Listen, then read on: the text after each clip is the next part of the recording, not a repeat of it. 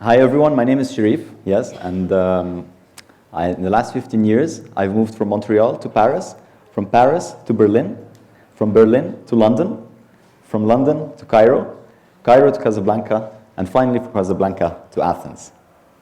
And with every single one of these moves, one thing has really bothered me. Do you remember having moved recently? Does anything stick out from that experience? Were you shocked by how much stuff you had? How many things you had to pack? How many boxes you had to fill? Did you find yourselves wondering, why, when, how did I accumulate so many things? Things that I'm not really using. Well, you're definitely not alone. We all have too much stuff. We have more stuff than we even know where to store. We know this because here in Greece, everyone has their apotheki full, the grey cabinet on the balcony.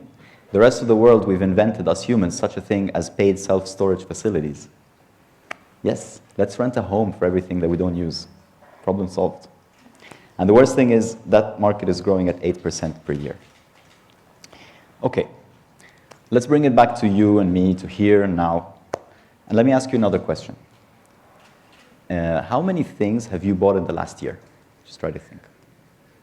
I'm not talking about bread and pasta. I'm talking durable goods. Things like clothes, like appliances, gadgets, houseware, books, sports equipment. Things that need real material to produce. Wood, plastic, glass, metal. Things that will end up in a landfill one day. Now, next question. How many of them did you buy new and how many used? At the risk of stating the obvious, we all have a bunch of things that we don't need. And we all need a bunch of things that we don't have. And yet, what do? We go to the shops to buy everything new, and the stuff we don't use, we store or we throw out. Okay, thanks, Sherif. We knew that, so what's the problem? Well, the problem is, this is not the clicker.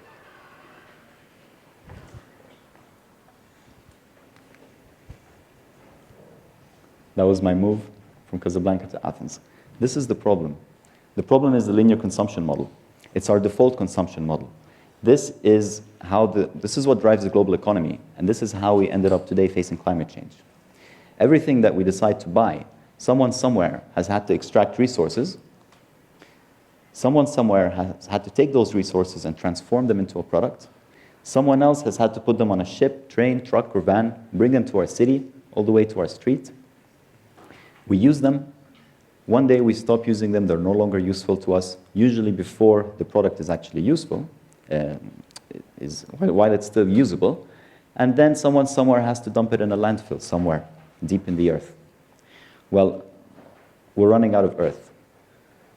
And this model is responsible for 50% of greenhouse gas emissions.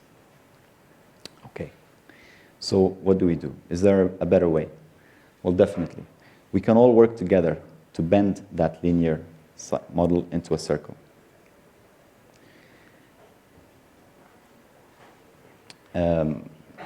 That vacuum cleaner that you need, someone somewhere has it and isn't using it. That jacket that you no longer wear, someone somewhere would love to have it.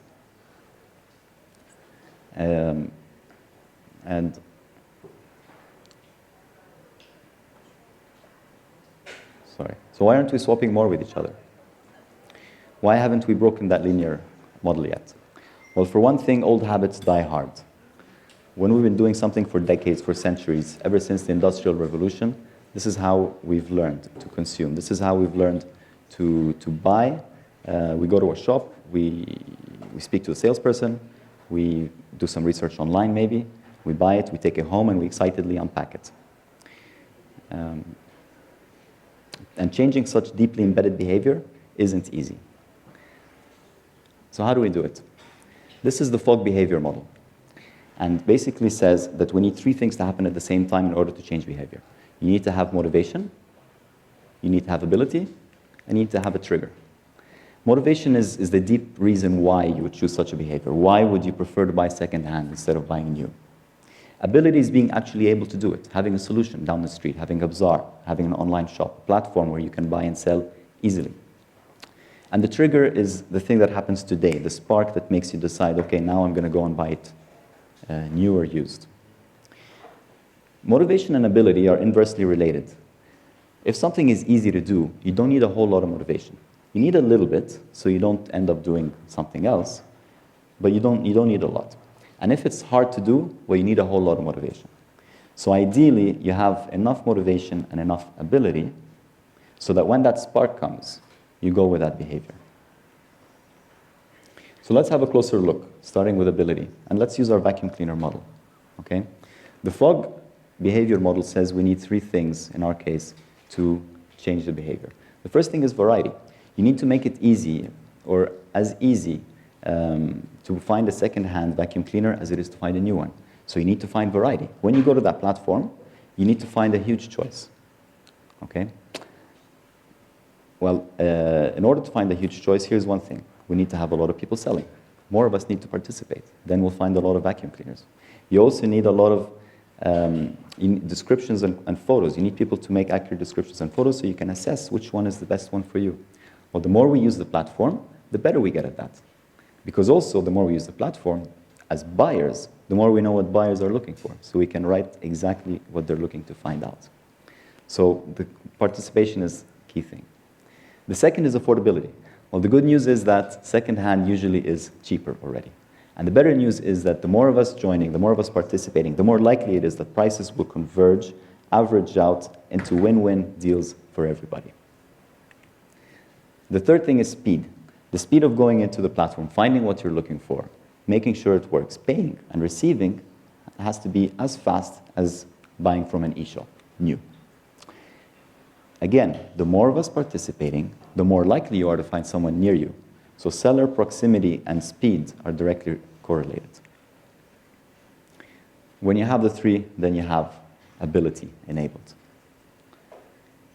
Any factor that's missing can break the whole chain.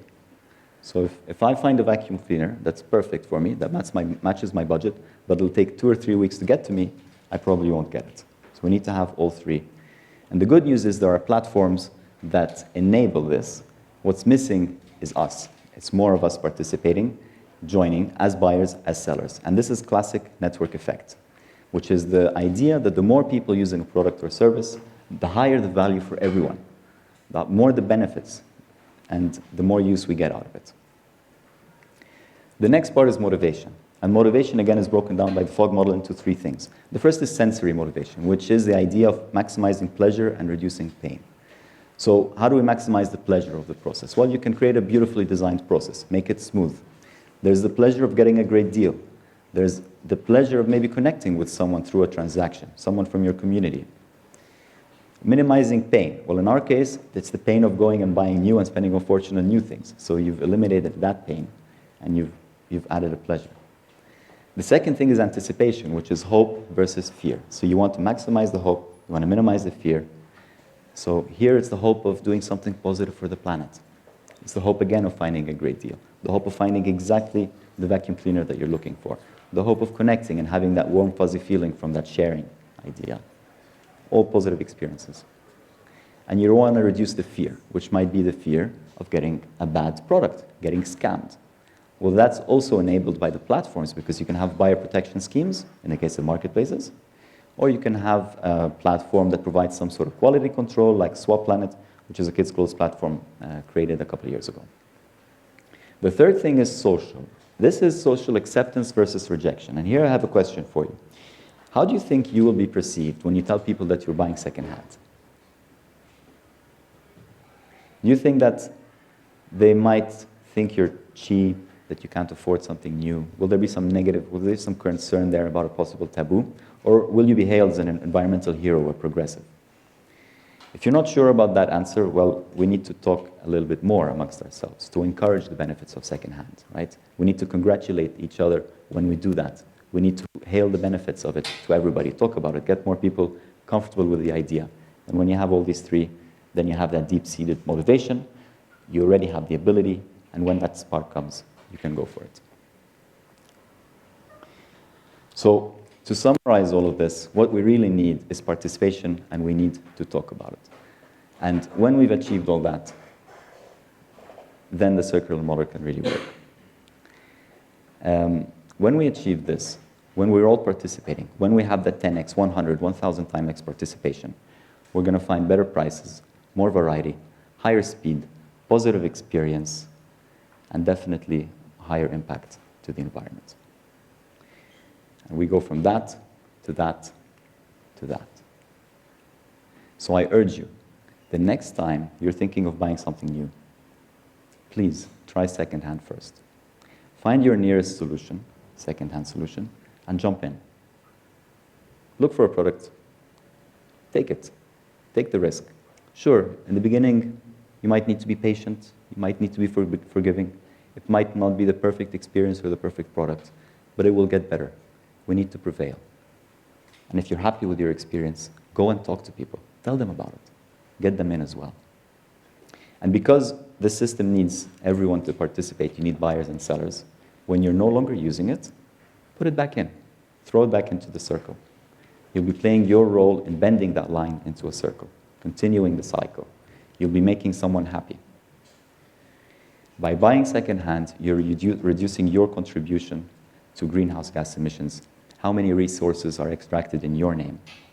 And when you put it back in, how much landfill is being buried in your name? So give it a try and talk about it. I can tell you in my case, I can no longer walk into a shop and buy new clothes for my kids, spending 200 euros for 5 or 6 items. It just doesn't make sense. And I'm not talking financially, I'm talking everywhere, 360 degrees. And that has permeated into other parts of my life. And the best thing is into my kids' lives, who are 2 and 6. So they're growing up not thinking linear like we did. They don't have to change behavior going forward. They're growing up already thinking circular. And that's amazing. It's a cross-generation ripple effect. And when that moves on to the next generation, we're going to be looking back and thinking, what were we thinking? I'd like to close with a quote from R. Buckminster Fuller, architect, futurist, inventor. You never change things by fighting the existing reality. To change something, build a new model that makes the existing model obsolete. Thank you.